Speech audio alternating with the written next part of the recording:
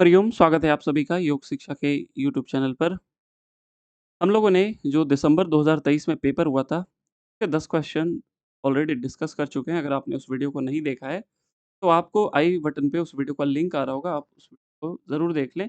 आज यह वीडियो हमारा दूसरा पार्ट है, जिसमें हम लोग 11 से लेकर के 20 क्वेश्चंस को कवर करेंगे। तो आइए वीडियो को स्टार्ट करते हैं। पहला क्वेश्चन 61 की क्वेश्चन आईडी यहाँ पे ना क्वेश्चन आईडी सेम रहेगा, सीक्वेंस इधर-उधर हो सकते हैं। तो आप अपने क्वेश्चंस में उस क्वेश्चन आईडी को देखिएगा, तो यही क्वेश्चन मिलेगा। इंग्लिश में यहाँ पे, हिंदी में क्वेश्चन आईडी बिल्कुल सेम है। क्या बोला गया है कि वर्तमान परिप्रेक्ष्य में शिक्षा प्रणाली में किस अध्यापन प्रणाली पर बल दिया जाता है? आजकल जो शिक्षा प्रणाली चल रही है, जो एजुकेशन सिस्टम है, उसमें किस तरीके के सिस्टम को अप्रोच किया जाता है। तो बचपन में देखेंगे जो आप नर्सरी और 1, 2, 3, 4 में रहते हैं ना, तो वहाँ पे रोट लर्निंग का प्रोसेस होता है।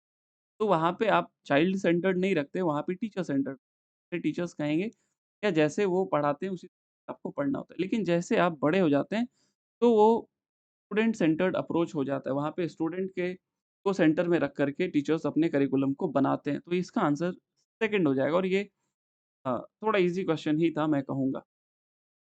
अगले क्वेश्चन की ओर चलते हैं। अब यहाँ पे अगर आपने योग सूत्र को बहुत अच्छे से नहीं पढ़ा होगा, उसके सूत्रों को बार-बार आपने नहीं रिकॉल किया होगा, तो ये क्वेश्चन आपके लिए बहुत डिफ़िकल्ट हो जाएगा, यकीन मानिए। ऑल्दो ये उतना डिफ़िकल्ट नहीं है, आप बहुत ईज़िली इस क्वेश्चन्स को सॉल्व कर सकते हैं। अब देखिए, सबसे पहले बात करें महाव्रत की, तो अगर आपने सिलेबस भी एक बार अच्छे से देखा होगा, तो आपको पता चल गया होगा कि साधन पाद में महाव्रत की चर्चा मिलती है। अब ये महाव्रत क्या है? तो जब हम लोग अष्टांग योग पढ़ते हैं, तो यम के जो 5 अंग हैं, अहिंसा, सत्य, अस्तेय, ब्रह्मचर्य, अपरिग्रह, तो इनको क्या बोला गया है कि आप हर स्थिति में इसका पालन करेंगे और इसी को महाव्रत बोला गया है। किस-किस स्थिति में? कभी सीक्वेंस आता है तो सबसे पहले याद रखिएगा जाति, फिर होता है देश, काल और समय। ये क्वेश्चन बिल्कुल आपसे पूछा जा सकता है कि महाव्रत को किन-किन परिप्रेक्ष्य में आपको फ़ॉलो करना है। तो ये सीक्वेंस बन जाएगा जाति, देश, काल, समय और आपसे पूछा जाएगा इसके सीक्वेंस। तो ये बात याद रखिएगा, महाव्रत को जाति, देश, काल में हर एक परिस्थिति में आपको प्रैक्टिस करनी है। तो महाव्रत हो गई आपकी साधन पाद एका-टू तो एका-टू यहाँ पे भी है, यहाँ पे भी। आगे देखिए सूक्ष्म विषयत्वम च अलिंग पर्यवसानम। तो क्या बोला गया कि जो सूक्ष्म विषय है, की पहुँच कहाँ तक है? और लिंग तक। अब ये क्या है भाई? थोड़ा-सा इसको हम लोग जानते हैं, जो प्रकृति की विकृति होती है ना, उसको हम लोग 4 भागों में विभक्त करते हैं। विशेष, अविशेष, लिंग और अलिंग। तो यही बात यहाँ पे बोली गई कि जो सूक्ष्म विषय है ना, उसकी पहुँच अलिंग तक। तो विशेष क्या है? ये कौन-कौन? 5 महाभूत, 5 ज्ञानेंद्रियाँ, 5 कर्मेंद्रियाँ, ये 16 हो गए क्या? और विशेष क्या है? ये 5 मात्राएँ, ठीक?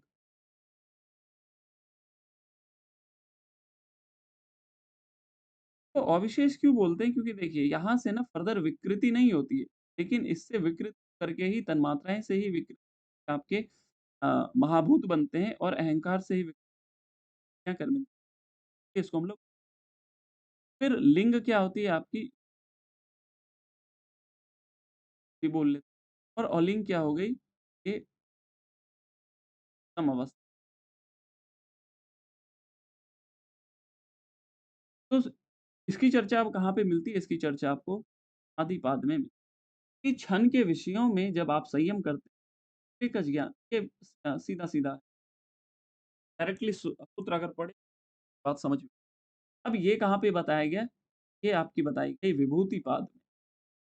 परिणाम के एक होने से वस्तु की एकता होती है, तो ये कहाँ बताया गया है? कैवल्यपाद में। तो आपका उत्तर क्या हो जाएगा? ए का 2, बी का 4, ए का 2, बी का 4 यहाँ पे भी है, यहाँ पे भी है। सी क्या हो गया? ये विवेकज ज्ञान वाला ये विभूतिपाद में मिलता है, तो ये आपका फर्स्ट आंसर है ना? तो ये थोड़ा-सा मैं कहूँगा मीडियम था, लेकिन अगर आपने सूत्र देखा होगा, तो आप बहुत ही बना लेते ना। आइए आगे चलते हैं। अगला क्वेश्चन आपका 63 में बोला गया हठरत्नावली के अनुसार खेचरी मुद्रा के अभ्यास में गोमांस भक्षण का क्या अर्थ है?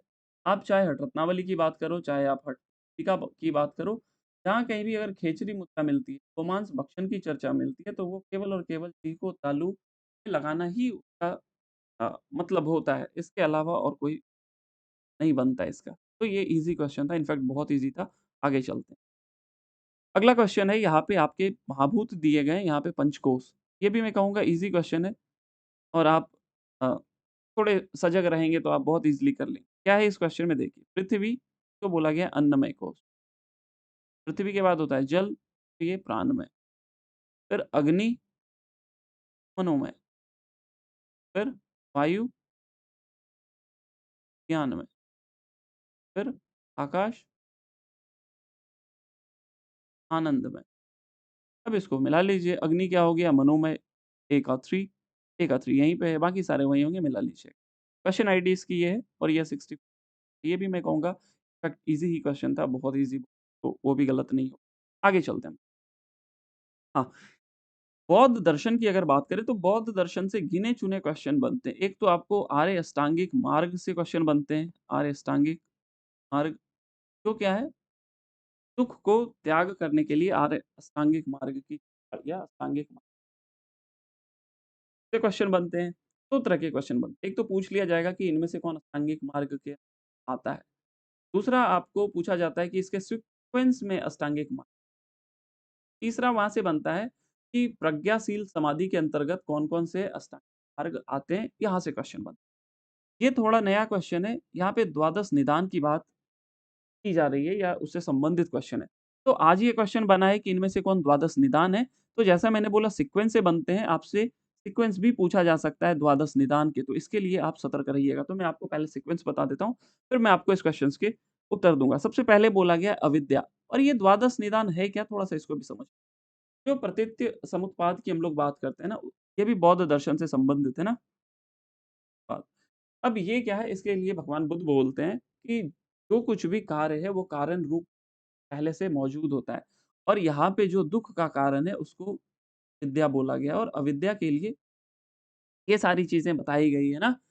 द्वादश निदान एक तरीके से बोला गया, ये पूरे के पूरे एक कड़ी दूसरी कड़ी से संबंधित है और यही दुःख का कारण है। हेय है ना, या हेय हेतु का कारण है। क्या है? पहला अविद्या बोला गया है, दूसरा संस्कार, तीसरा विज्ञान, इसको कहीं लिख लीजिए, ये थोड़ा इम्पोर्टेंट है ना। चौथा नामरूप, पाँचवाँ षडायतन, छठा स्पर्श, सातवाँ वेदना, आठवाँ तृष्णा, उपादान नवाँ, 10वाँ भव, 11वाँ जाति, 12वाँ जरा-मरण। ये हो गए 12 है ना, द्वादश निदान। यहाँ पे क्या-क्या पूछ है, फिर बोला गया तृष्णा, हाँ, फिर बोला गया विज्ञान, आंसर क्या हो जाएगा 20। अब अगली बार क्वेश्चन यहाँ से बनेगा कि ये यही 4 दे देंगे 3, साथ में 1 दे देगा उपादान, बोल देगा आपसे इन द्वादश निदान को क्रम से लगाइए। फिर आप कि मैंने तो ये द्वादश निदान पढ़ा, सीक्वेंस याद ही नहीं किया, तो अभी से आप अपनी सजगता को बढ़ा लेंगे तो ज़्यादा बेहतर। ये थोड़ा मैं कहूँगा सीक्वेंस से ही क्वेश्चन बनते हैं, लेकिन लोग फिर भी इसके बावजूद याद करके नहीं जाते हैं, तो इसके सीक्वेंस को आप देख लीजिएगा। आगे चलते हैं, अगला क्वेश्चन है आपका क्वेश्चन नंबर 66 क्वेश्चन आईडी है ना 478 लास्ट में। यहाँ पे बोला गया which hormone control the emotional and instinct sexual behaviour in human, तो कौन-सा कंट्रोल करता है? हम लोग जानते हैं कि हाइपोथैलेमस आपको आपके पिट्यूटरी को कंट्रोल करता है और पिट्यूटरी फर्दर आपके को कंट्रोल करता है। तो यहाँ पे जो आपका सही उत्तर हो जाएगा वो हाइपोथैलेमस, हाँ, हम लोग जानते हैं हाइपोथैलेमस 2 तरह के, एक रिलीजिंग हार्मोन रिलीज़ करता है, एक इनहिबिटिंग हाँ, रिलीजिंग हार्मोन रिलीज़ करेगा तो पिट्यूटरी फर्दर उस हार्मोन को रिलीज़ करेगा जिसका रिलीजिंग हार्मोन हाइपोथैलेमस। अगर आपने इस वीडियो को नहीं देखा है, तो आप हमारे प्लेलिस्ट में जा कर के एनाटॉमी की वीडियो में आप देखेंगे तो वहाँ पे मैंने हार्मोन्स बहुत अच्छे से बताया है, तो आपको ये सारी बातें क्लियर हो जाएँगी ना। तो ये भी क्वेश्चन मैं कहूँगा ये ईज़ी ही था ना, हाइपोथैलेमस हार्मोन। आगे चलते हैं क्वेश्चन नंबर 60। हाँ, ये थोड़ा कन्फ्यूज़ करेगा, क्यों? कि यहाँ पे पूछ लिया गया किस पाद में, अक्सर ऐसा क्वेश्चन आजकल आने लग गए, पहले बहुत ईज़ी क्वेश्चन आते थे, लेकिन अब थोड़ा-सा ट्रेंड चेंज हो गया। एक तो आपसे रेफरेंस पूछे जाने लग गए, अभी इसी बार जो पेपर हुआ था, जो पेपर मैं कराऊँगा, यहाँ पे 2 योग सूत्र के रेफरेंस पूछे गए थे। दूसरा जो पूछा जाने लग गया किस पाद से संबंधित है, अभी आपने एक मैच द फॉलोइंग देखा, अभी आप यहाँ पे भी देख रहे हो और आगे भी 1-2 क्वेश्चन यहाँ पे मिलेंगे आपको ना। तो क्या बोला गया है कि कौन-सा दुःख मन को दुखी करता है, जिसका वर्णन योग सूत्र के किस पाद में? तो कौन-सा दुःख हेयं दुःखम अनागतम ना, जो दुःख आने वाले हैं, जो भविष्य में होंगे, वही दुःख आपको ज़्यादा परेशान करते हैं, क्या होगा, नहीं होगा, इसके चलते आप परेशान रहते हो। इसकी चर्चा हम लोगों को साधन पाद में मिलती है, मतलब चतुर्व्यूहवाद ना, अगर आप सिलेबस देखेंगे ना यहाँ पे, तो ये जो चतुर्व्यूहवाद आपको देखने को मिल रहा है ना कि अवधारणा, इसी में ये सारी चीज़ें हेय, हेतु, हान और हानुपाय। अगर आपने वीडियो नहीं देखा है तो मैंने 2 वीडियोज़ योग सूत्र के ऑलरेडी अपलोड कर दिए हैं, तो आप जाकर के आगे चलते हैं अगले क्वेश्चन। आगे पूछा गया है मुमुक्षुत्व किस योग साधना का अंग है ना? ये आपके हैं ज्ञान योग से संबंधित। यहाँ से क्वेश्चन बहुत पहले आता था और बहुत फ्रीक्वेंटली यहाँ से क्वेश्चन पूछे जाते हैं। आप अगर इस चार्ट को याद कर लोगे तो कभी आपको ज्ञान योग से संबंधित दिक्कत नहीं होगी। तो ज्ञान योग को हम लोग 2 भागों में बाँटते हैं, एक बहिरंग, एक अंतरंग। ये ठीक वैसा ही है जैसे योग सूत्र को या अष्टांग योग को हम लोग बाँटते हैं ना, अंतरंग और बहिरंग। तो बहिरंग में वहाँ पे क्या आता है? यम, नियम, आसन, प्राणायाम, प्रत्याहार और अंतरंग में क्या होता है? धारणा, ध्यान और समाधि।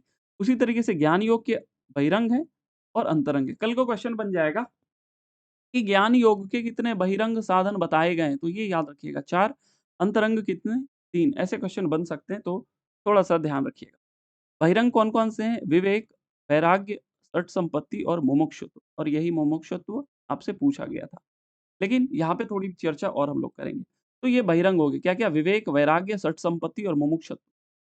अंतरंग क्या हो गए? श्रवण, मनन और निधि ध्यासन। इसको आगे हम लोग कर देते हैं, तो योग वशिष्ठ में ज्ञान की सप्तभूमि आ जाती है, जिसमें कि ये 3 भी है ना, आगे 4 और जुड़ जाती है, तो वो योग वशिष्ठ। अब बात करते हैं षट संपत्ति मतलब 6 संपत्ति। तो 6 संपत्ति के अंतर्गत क्या है? तो वो बताते हैं, सम, दम, उपरति, तितिक्षा, श्रद्धा और समाधान। यहाँ से क्वेश्चन बनते हैं कि ज्ञान योग के अनुसार षट संपत्ति में क्या है, क्या नहीं है? बहुत पहले आए थे, बहुत समय से नहीं आया हुआ है क्वेश्चन, तो हो सकता है यहाँ से क्वेश्चन बन जाए।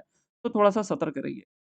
शम, दम, उपरति, तितिक्षा, श्रद्धा और समाधान, और यहाँ पे मुमुक्षु तो आपके ज्ञान योग से संबंधित हो गया। तो ये भी मैं कहूँगा ईज़ी ही क्वेश्चन था, क्योंकि यहाँ से क्वेश्चन बहुत पहले बहुत बार ऑलरेडी पूछे जा चुके हैं। आगे चलते हैं हम लोग। अब यहाँ पूछा है मेजर कॉज़ ऑफ इंडाइजेशन।